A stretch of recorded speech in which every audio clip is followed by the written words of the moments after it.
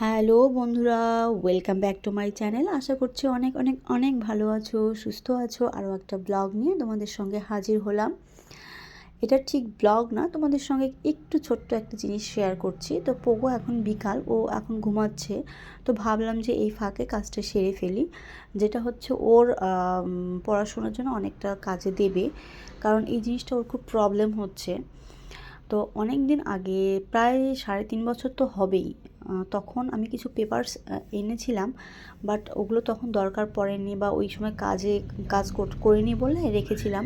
তো এই জায়গাটার মধ্যে অনেক কিছু আছে যেগুলো অনেক সময় দরকারে লাগে, আবার দরকার যখন শেষ হয় আবার ওখানে গুছিয়ে রাখি। তো সেখান থেকে এই যে বার করলাম, এবং অনেক দিন থেকে রয়েছে বলে এই জিনিসগুলো না একদম মানে পুরো কী বলবো, মানে একদম ভাঁজ হয়ে আছে, ওগুলোকে আর সোজা করতে পারছিলাম না।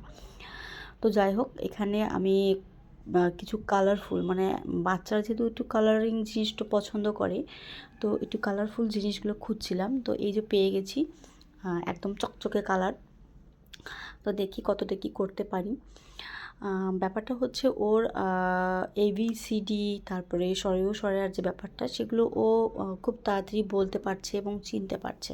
বাট 1-2 এর ক্ষেত্রে ওর আমি দেখতে পাচ্ছি যে ও সিরিয়ালি যখন ধরা হয় বা বলার তখন ও বলতে পারছে, কিন্তু একটা বলার পরে দুটো গ্যাপ রেখে যখন আমি একটা ওকে ধরছি, তখন ও বলতে পারছে না এবং চিনতেও পারছে না। তো এই জিনিসগুলোর খুব প্রবলেম হচ্ছে। তো আমাদের একটা আমরা যে রুমে থাকি, ওই রুমের একটা ওয়াল আছে যেখানে সে মাছ, গাছ, লতা পাতা এঁকে পুরো ওয়াল শেষ করে দিয়েছে।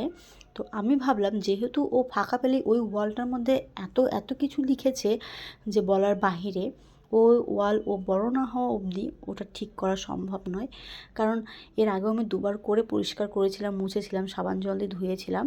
বাট আগের দিন ধোয়ার পরে পরের দিন আমি দেখেছি, অনেক সময় 1 ঘন্টা পরেও এসে দেখেছি, মানে ও আবার আঁকতে শুরু করেছে। তো যাই হোক, ও একটু বড় না হওয়া পর্যন্ত এটা তো সম্ভব নয়। তো আমি ভাবলাম, যেহেতু ওই ওয়ালটার মধ্যে ও আঁকিবুকি ঝুঁকিগুলো বেশি বেশি করে, তাই আমি সেখানে চেষ্টা করছি যে এই যে 1-2 যে ব্যাপারটা, সেগুলো আমি হাতে হাতে এঁকে এঁকে ওই ওয়ালে লাগিয়ে দেবো, যাতে ওর অনেকটা সুবিধা হয়। যাচ্ছিল, তো ভিডিওটা একটু আটকে গেছিলো। তো ওদের ক্ষেত্রে কী হয়, ওরা যত প্র্যাকটিস করে অথবা যে জিনিসগুলো ওরা দেখে, সেই জিনিসগুলো খুব তাড়াতাড়ি শিখে যায়। তো যার কারণে আমি এই কাজটা করছিলাম। তোমরা অন্য কিছু মনে করবে না। এই তো আবার মেয়ে চলে এসছে।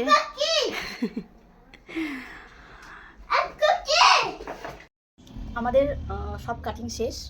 এবার পোকর ঘুম থেকে উঠে গেছে। এবার আমরা দেখিয়ে দিচ্ছি একটু তোমাদেরকে।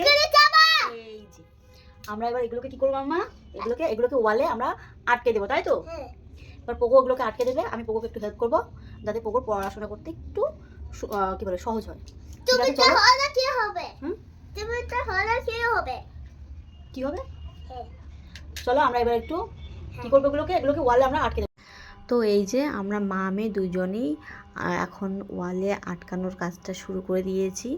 তবে আমি বেশিরভাগটা করেছি, ও মাঝে সাঝে যখন কান্নাকাটি করছিল তখন ওকে দিয়েছি। তার কারণ হচ্ছে, যেহেতু আঠা লাগানো, তারপরে ওয়ালে লাগানো, যেহেতু পাতলা কাগজ, এবং উল্টোপাল্টা করলে ওর মানে ছিঁড়ে যাওয়ার সম্ভাবনা আছে। তারপরেও শেষের দিকে 10-এর যে 1টা হয়, 1-এর ওর লেজুটা হচ্ছে ছিঁড়ে ফেলেছে।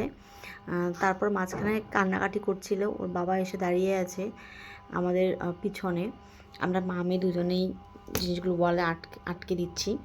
তো ও 2-3টে লাগিয়েছে, আমিও লাগিয়েছিলাম। তো এই হচ্ছে অবস্থা। এখন ওকে মানে উঠতে বসতে একটু দেখিয়ে দিলে ওর খুব তাড়াতাড়ি মনে থাকবে। তো ভিডিওটা তোমাদের কেমন লাগলো অবশ্যই অবশ্যই করে জানাবে। তো ততক্ষণ পর্যন্ত ভালো থেকে সুস্থ থেকো, দেখাবো অন্য কোনো ব্লগে। যদি আমার মতো আপনাদের বাচ্চারও এরকম কোনো প্রবলেম থাকে, তাহলে এই জিনিসটা করবেন, কারণ বাচ্চারা প্র্যাকটিসে ওরা বেশি মনে রাখতে পারবে। টাটা সবাইকে।